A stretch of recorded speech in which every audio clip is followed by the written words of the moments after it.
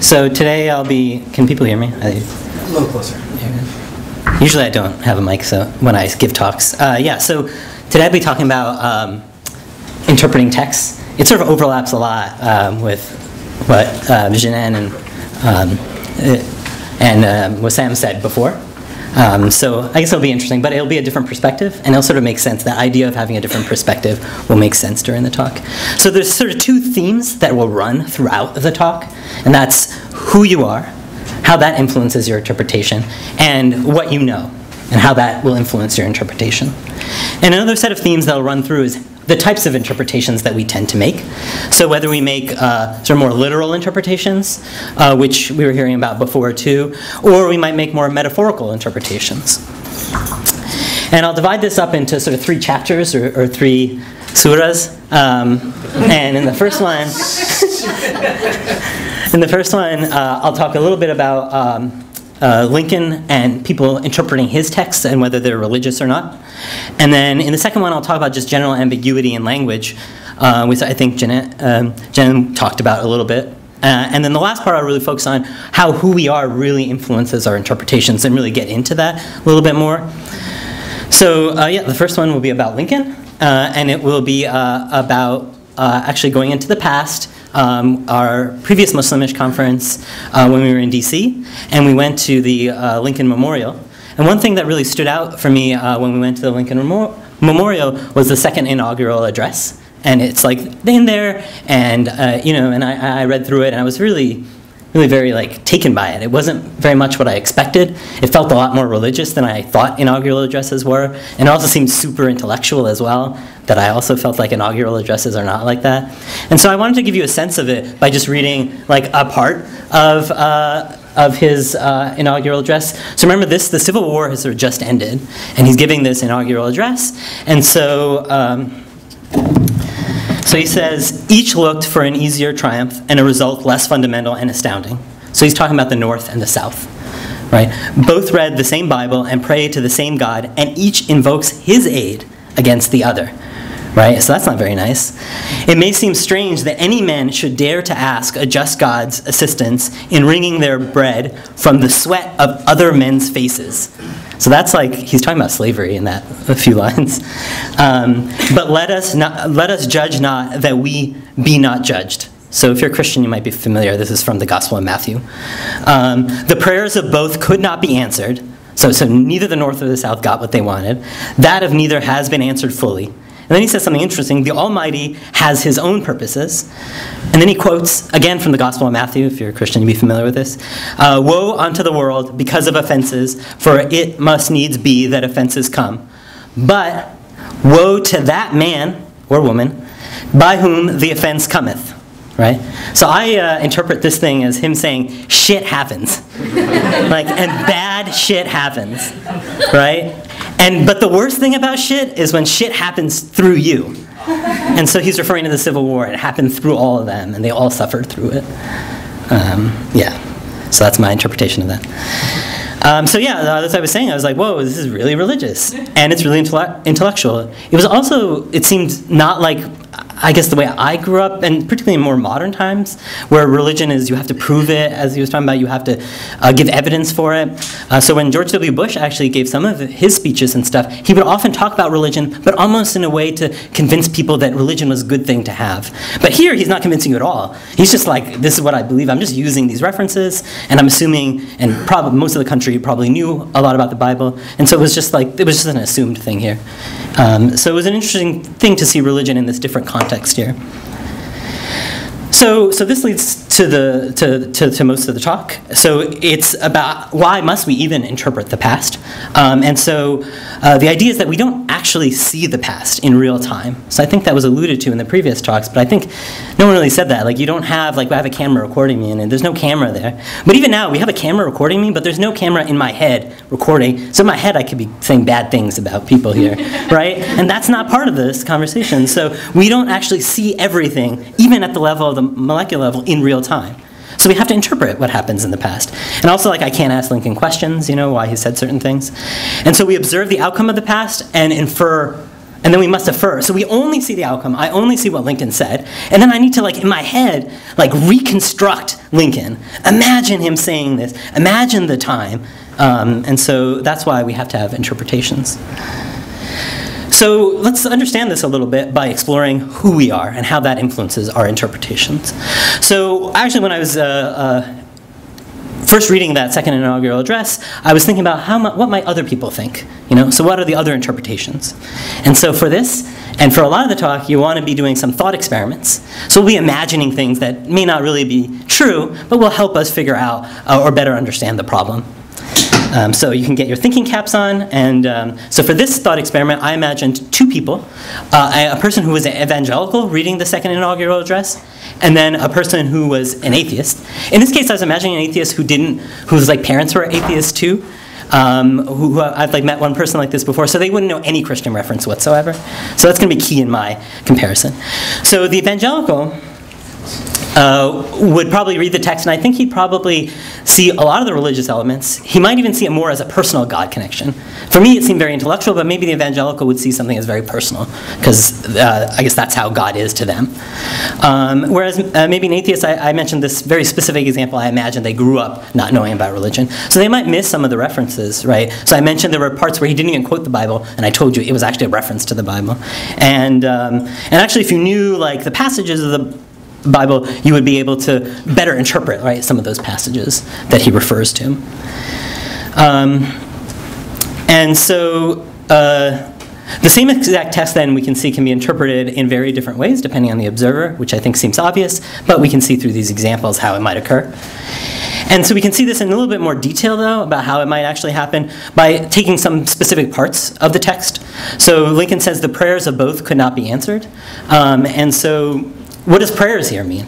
And actually, when I was talking to someone else about this, it's funny, I automatically assumed the metaphorical, like it just means wishes and well-beings and like something like that. But I guess someone who is an evangelical might take a more literal perspective, which is actually, the literal perspective would be that literally you're praying, right? And so you can see what's literal for the evangelical is metaphorical for the atheist of the same text. But now, I think it might flip, maybe. In a case where it's about a text from the Bible, maybe the evangelical might take a more metaphorical interpretation, because like I was saying, they might have a more depth of knowledge of the Gospels, and so they might just think more about different things. So for instance, the passage right after this, which I think is the more famous one, Jesus says like this very funny thing. He's like, if your hands cause you to sin, or your eyes cause you to sin, you should like cut your hands off, which actually is an interesting flip, because in Islam, someone else cuts your hands off for doing bad things, right? Yeah. Well, no, but it's purposeful. He was Jewish, and so we have the same traditions. So it's like, yeah, it's like, so he's using, anyway, yeah.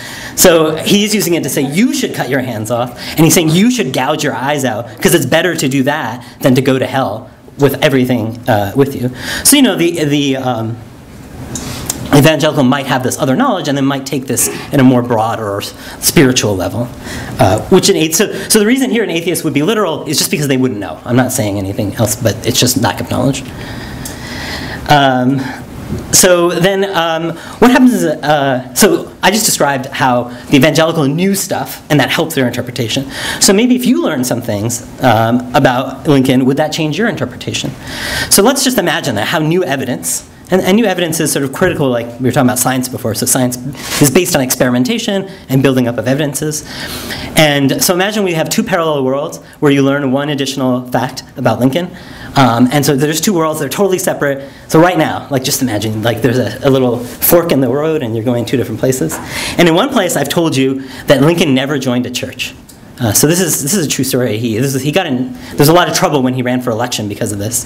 And so for me, when I read this, I was like, wait, all politicians join churches, even if they're not religious, especially if they're not religious, right? Like, so.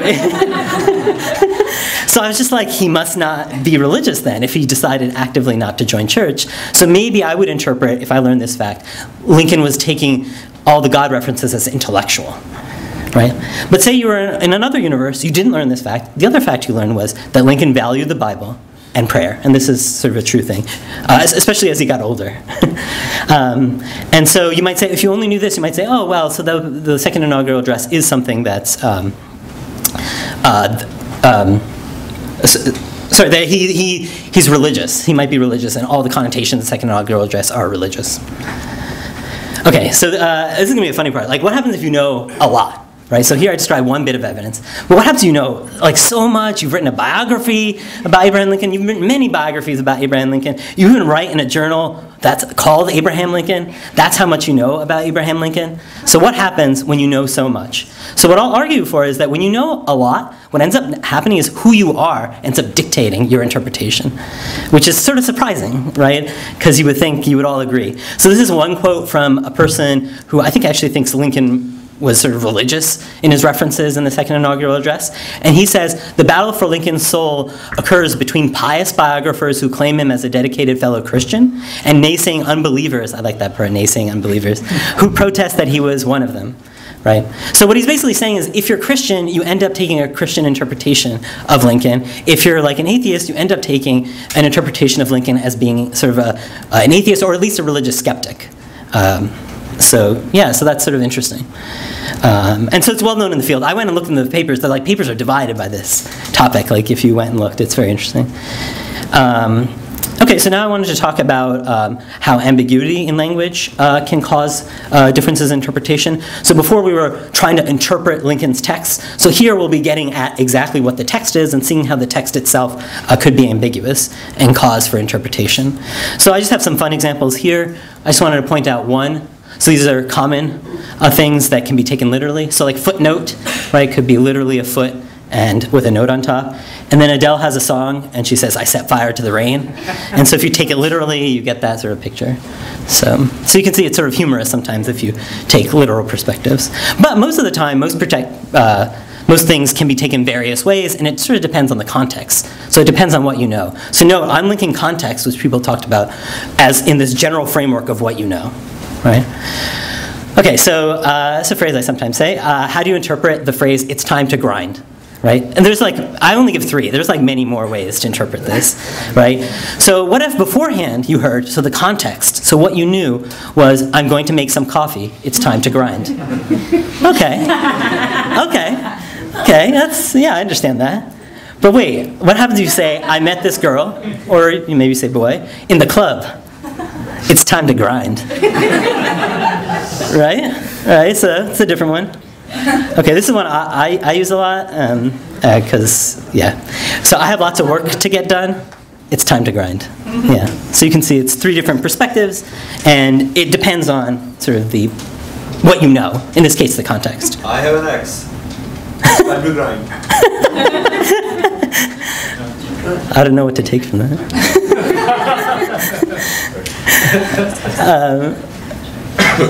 Okay, so now we're talking about how, so here context changed a particular sentence. Now we'll talk about, again, who you are, how that might change a particular phrase. So keeping with our modern times, imagine you hear someone say, I gotta get some booty. All right? So it can mean different things. It can mean different things.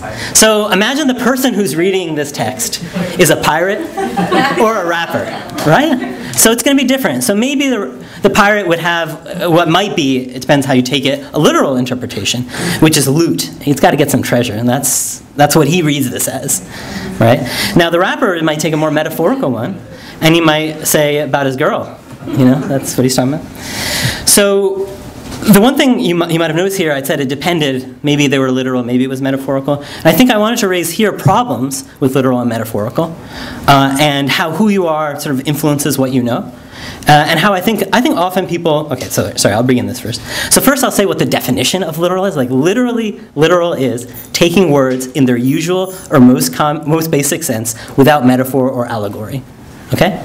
So the key thing I've said is the usual or most basic sense, right? And so in the previous talks they talked about how as the times changed, reinterpreting what they said in my framework, as the times changed, the usual or basic sense changed, right? So what was literal then probably changed too. Now, I like this phrase, recently I thought of it, what's literal to me is metaphor to you. So I realized, because I often think in like metaphors and not literally ever, but I realized for me what's a metaphor is actually very literal. It's very automatic. It's the usual sense for me. But culturally, I understand certain things are taken literally. So the usual sense basically of the word can differ by person. So for me, certain things, actually most things aren't taken literally. Everything's sort of a metaphor. But it will vary by person, and it also varies by time. So we can then look at the previous thing again and say that if the usual sense of the word is loot, probably if you lived in a much older time, like maybe in the early Muslim period, that might mean loot, and then the literal interpretation would be to get some treasure or what have you. And a metaphorical then would be to be anything else, like get a girl. But now say if you grew up in the inner city and you, don't know what the other words mean. I was reading Trevor Noah's Born a Crime, and he sort of talks about growing up in apartheid South Africa, and they don't know a lot of the things that we knew, but just because they didn't get a good education and stuff. And so in certain circumstances, yeah, people may not know what the outside thing is, so that's just what their sense of the word is. So in that case, maybe if, say, I don't think this is true for Jay-Z, but for Jay-Z it might be that, I always think booty just means girl or something like that. And so it's literal for me to interpret that, and it's actually a metaphor to mean treasure. So what we've seen here, and the one thing I want to mention actually about the previous thing, an interesting thing is the term literal is actually determined by who owns things. Right? I think people talk about this. So in the Muslim world, the most conservative aspects of the Muslim world control what Islam is. And so same thing, like in America, you might say, like if you're Jay-Z, you might say black people are minorities and they don't sort of control what's literal. And so that might be sometimes, you might be thinking to yourself, but Zarrar, no, there is a term for literal. Yeah, there is. So the majority will determine in part what literal is if it differs by people. So that change leaves to interpretation open. So I wanted to now have this final thing to really focus on who you are. And I've been talking about who you are a lot, and I really wanted to focus on it here a little bit more, and how that causes our interpretation. So I think this might be a little bit different than what most people tend to think about it. So hopefully I'll try to go through it a little slowly. So imagine we have two different people, so another thought experiment. And imagine one person is concrete thinker, and one person is abstract. So I'm saying who they are. They're like personality trait. One of them is more concrete, one of them is more abstract. But now if you're a person who's like that, that's going to influence the type of interpretation you tend to take. So people who tend to be concrete will tend to take literal interpretations. People who are abstract will tend to take metaphorical interpretations. So who you are is actually related to your interpretations. They're not like separate. I just did that because I thought people might be tired. So the anvil falls and you feel awake. It wakes me up. So, okay. So one thing that I think sometimes people say, and that we've written about on the website on Muslimish, that I criticize sort of this idea of you criticize ideas, not people. And maybe I'm wondering, well, do we just what I talked about? Do you need to rethink that? I mean, I understand what it means. Sure, you shouldn't make things personal. So you shouldn't, make like petty personal attacks on people. But like we can imagine that there is this relationship, and I had this one example that I was thinking about recently about how sort of this who you are relates to the interpretation and how you sort of judge other people. I was imagining like going into someone's house, right? And because I'm thinking like, ideas and sort of what things that people have or anything are unrelated to who they are, I'm just going to go and start saying stuff about their furniture and their house. I'm like, wow, this couch is so ugly, right? Oh man, like it's hideous. It's terrible, right? But I mean, if you think things are independent of who we are, then it shouldn't matter, right? But you're in someone's house. It's obviously going to be taken as an insult. So when you have conversations with people, this is sort of like in psychology and neuroscience we talk about theory of mind. When you have conversations with someone, in part you're going into someone's house. So your words enter their head, and they sort of enter their house of their head. And so that's why it might be a problem, and it might be tough then. And that's why it's so tough to talk to people, because you might criticize them, and they feel like, even though you're not criticizing them personally, they feel this criticism because it makes sense. Because they're probably a concrete thinker, and they think literally, and you're making fun of literal interpretations, and they think, oh, you're making fun of them as a person. So at the end, I might talk a little bit about how might we address that. Okay, so the other pervasive and very scary thing actually for me is that your thinking style, actually. So many people think their choices influence stuff, and to some degree you have a choice and you should make it, but what I want to emphasize here is who you are actually will influence if you're religious or a-religious. And this research is based on whether people are two different thinking styles. So whether someone is analytical or intuitive. And so this is sometimes also called system 1 and system 2. So the analytical is more like a conscious, deliberate reasoning, whereas the intuitive is like a more automatic, fast, often emotional response. And so these are just two systems that we have. And I'll describe two studies that have sort of spoken about this, how these thinking styles influence people's religiosity. So in this first study that I'll talk about, they just studied people and they studied how analytical or intuitive they were and how religious or a-religious they were. And what they found was that if you tended to think analytically, you tended to be less religious, right? You tended to be more atheist too. And if you were intuitive, you tended to be more religious. So this relationship between how you think and what sort of lifestyle you end up taking, or what beliefs you end up taking. Now this other study is sort of very interesting. I was surprised to have read it, but that's probably why it was in Science, which is a very important paper in academia. And so it's about how analytical thinking, so not only you are fixed with a certain way of being, but if I prime you in a certain way, I can manipulate you, and not manipulate you, but you can change your thinking. And if you become more analytical, that promotes religious disbelief. So trying to show a causal relationship. So just to give you a sense of this, they ask these questions. So first thing you might ask, I haven't said, how do you determine an analytical thinker? So they have a few different questions that they give people. So this is one question that I always get wrong. And so it's a bat and a ball cost $1.10 in total. The bat costs $1 more than the ball. How much does the ball cost? So the intuitive answer is Supposed to be how much does the bat cost? no. How much does the ball cost? So you probably already got the intuitive, maybe. Do people say 0? No, so what people say is you should say 10 cents because you subtract. So you're like the bat costs $1, the ball should cost 10 cents difference. But the analytical answer is it's actually $1.05 for the bat and 5 cents for the ball, because two of them added together gives you $1.10. I see most people just got the intuitive one, so we know. But is that intuition or just stupidity? I mean, well, no, but you also have time for this, right? So you're sitting there. You know, I'm forcing you to make a judgment. So you're alone, sitting there, and if you take the time to figure it out, you can figure it out. So the point is that as an analytical thinker, you would make a choice to like be a little bit more deliberate and try to think through it a little bit more, and then answer it. And then I would still give the intuitive answer, you know, because you just got to move on. But so yeah, so that's one way. And they have many questions like this. And then they have other questions about just determining your religious beliefs by just asking you questions. And so now what's interesting, how can they manipulate well, the manipulation here is how to make you more analytical.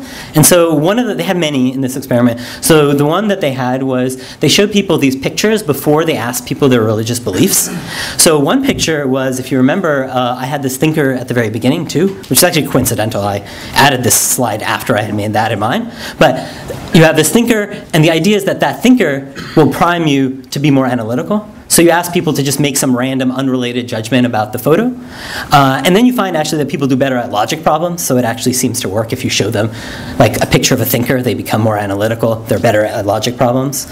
And so then in their experiment, if you saw this picture first, the analytical, then when you rated your religious beliefs, you would be, I mean it's small, but it's a significant effect, you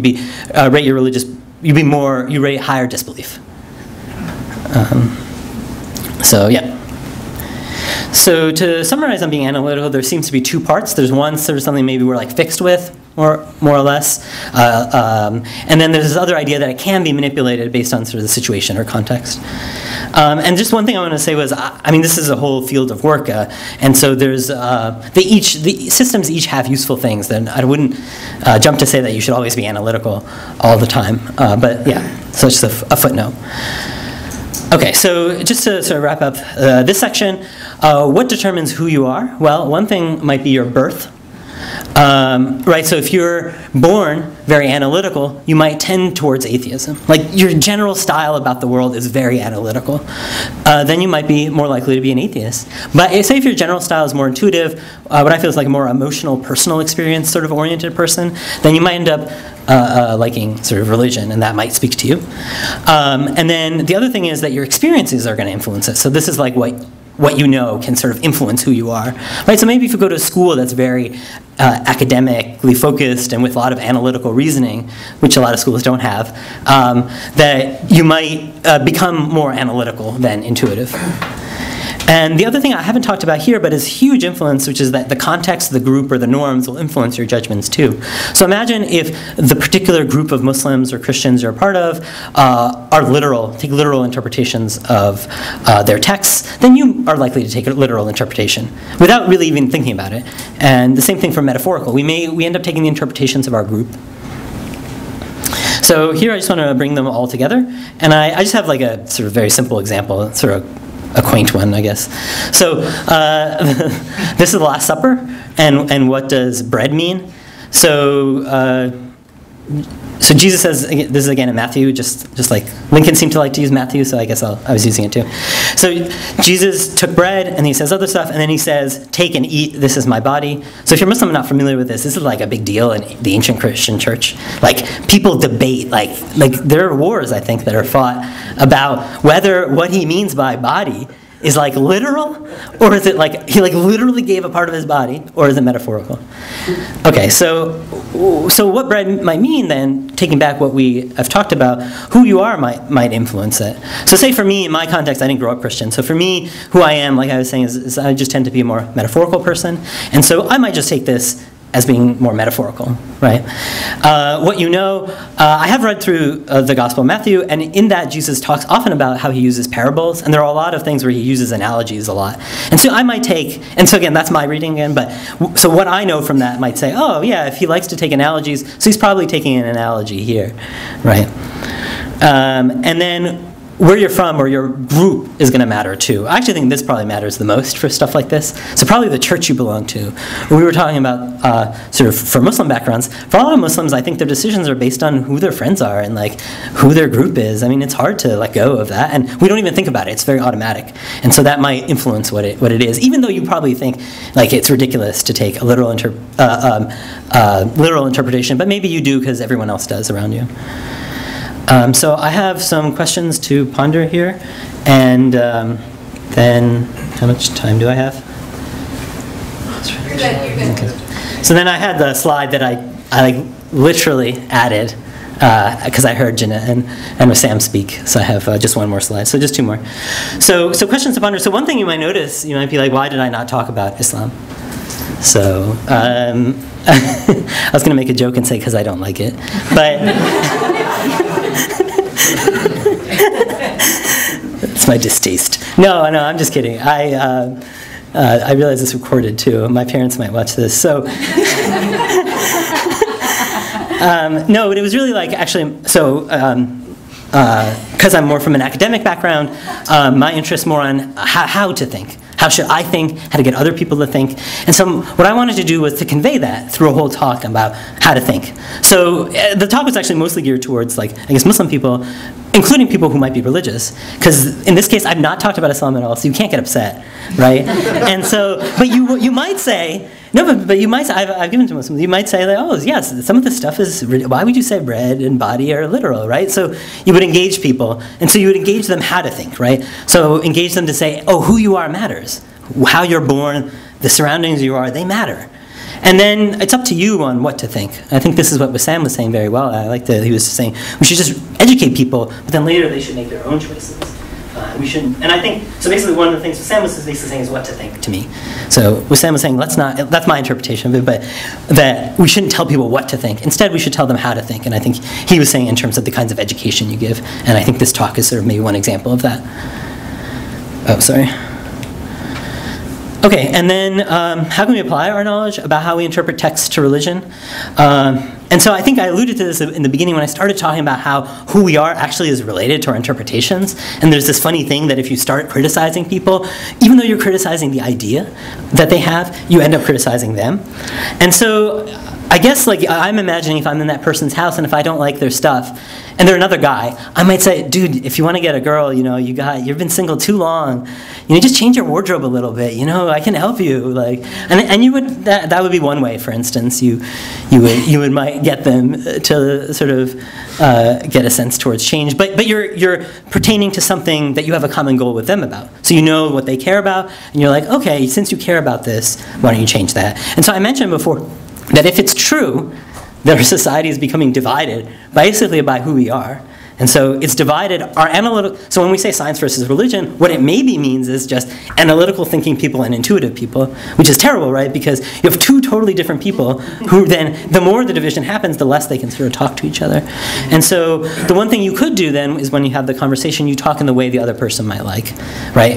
And so like if someone is more intuitive, who you're trying to reach, so say if you're reaching more religious people, you might engage them more in terms of empathy and emotion and say, this isn't a good belief to have. It's not good to, like one of the things, as recently in the Muslim world, like the Sunni and Shia stuff, I think even Muslim people think it's bad, right? And so if you pertain text to say, no, but you don't want this text to end up killing your, you're from Iraq and you don't like a lot of this Muslim, Sunni Shia divisions, you might pertain to those personal things that they feel and say that, oh, this text should be interpreted.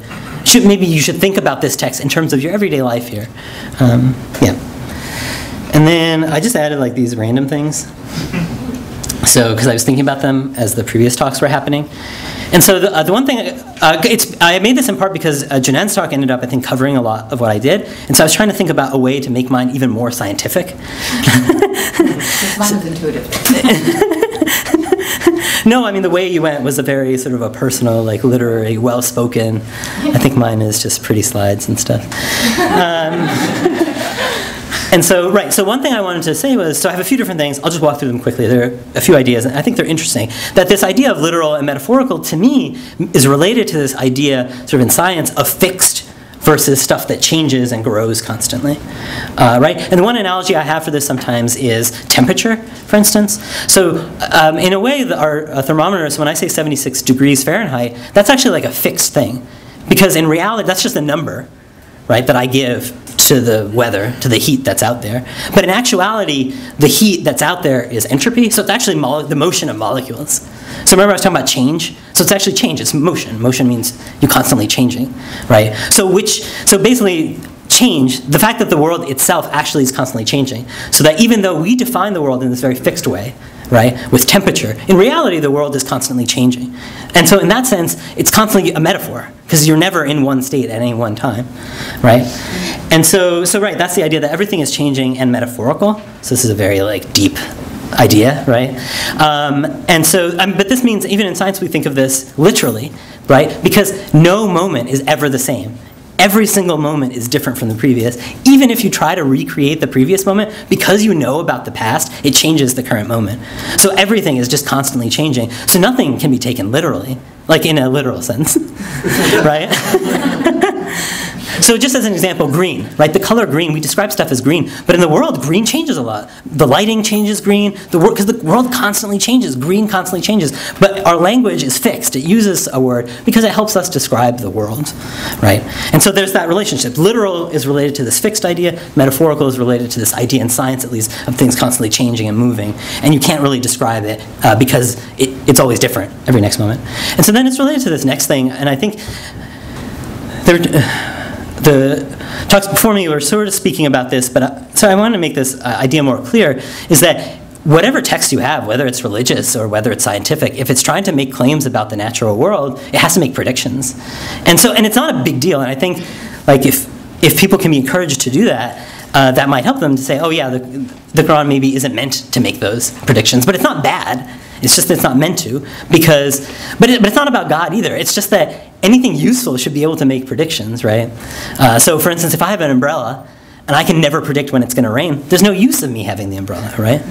So everything that we have in life has to be predictive. And so in science, in general, we try to find things that are predictive. We don't just say facts. It's because you test them through experimentation and trial and error, and you figure out what the end is. And then I wanted to sort of maybe end with this idea. Lincoln talks about this, the God of the living. Then, so and so maybe we were talking. The previous speakers again spoke maybe that Prophet Muhammad or just Muhammad or anyway it's PR for Prophet and Mo for Okay.